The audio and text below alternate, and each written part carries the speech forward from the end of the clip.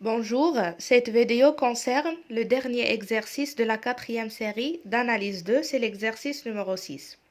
Dans cet exercice, on calculera le rayon de convergence et on déterminera le domaine de convergence des séries entières dont le coefficient est donné par. Le premier coefficient que nous avons de la première série entière est donné par an égale à cosinus de 1 sur n. Alors, pour déterminer le rayon de convergence, on doit utiliser la règle d'Alembert.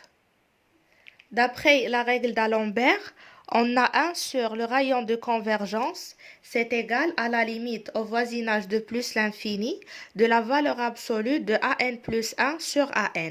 Donc on doit calculer premièrement la valeur absolue de an plus 1 sur an, après on doit calculer la limite. Et on fait l'inverse de la limite pour obtenir le rayon de convergence. On a la valeur absolue de an plus 1 sur an, c'est égal à la valeur absolue de cosinus de 1 sur n plus 1 sur cosinus de 1 sur n. Donc en passant à la limite de la valeur absolue de an plus 1 sur an, c'est égal à la limite de la valeur absolue de cosinus de 1 sur n plus 1 sur cosinus de 1 sur n. Lorsque n tend vers l'infini, le 1 sur n plus 1 tend vers 0. Et aussi, le 1 sur n tend vers 0. Donc, on obtient la valeur absolue de cosinus de 0 sur le cosinus de 0 qui est égal à 1. Alors, en utilisant la règle d'Alembert, on trouve que le rayon de convergence est égal à 1. Pourquoi? Parce que la limite, nous avons trouvé que le 1 sur R, c'est égal à 1. Alors, R, c'est égal à 1. On passe maintenant pour la deuxième. Mais avant, on doit déterminer le domaine de convergence. Le domaine de convergence, c'est le disque ouvert de centre 0 et de rayon 1. Voilà, le domaine de convergence est le disque ouvert de centre 0 et de rayon 1. Maintenant, on peut passer à la deuxième situation. Dans le deuxième exemple, on a an, c'est égal à moins 1 à la puissance n sur ln de n.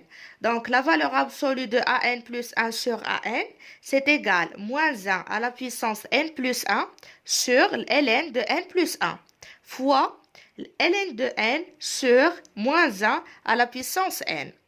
Donc, on simplifie par moins 1 à la puissance n, moins 1 à la puissance n, et il nous reste moins 1. Alors, en valeur absolue, si on veut élever la valeur absolue, c'est égal à ln de n sur ln de n plus 1. Donc, c'est égal, j'essaie de simplifier, pourquoi? Pour calculer la limite.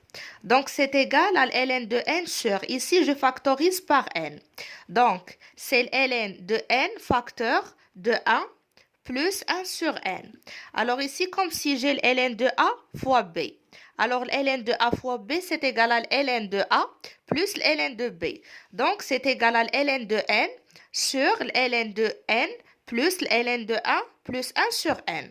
Alors, la limite de la valeur absolue de an plus 1 sur an, c'est égal à la limite de 1 sur, on simplifie par ln de n. Donc, il nous reste 1 plus 1 plus ln de 1 plus 1 sur n sur le ln de n. Voilà, et ici la limite c'est égal à 1. Pourquoi? Ici on a ln de 1 plus 1 sur n. Alors on divise par 1 sur n et on multiplie par n.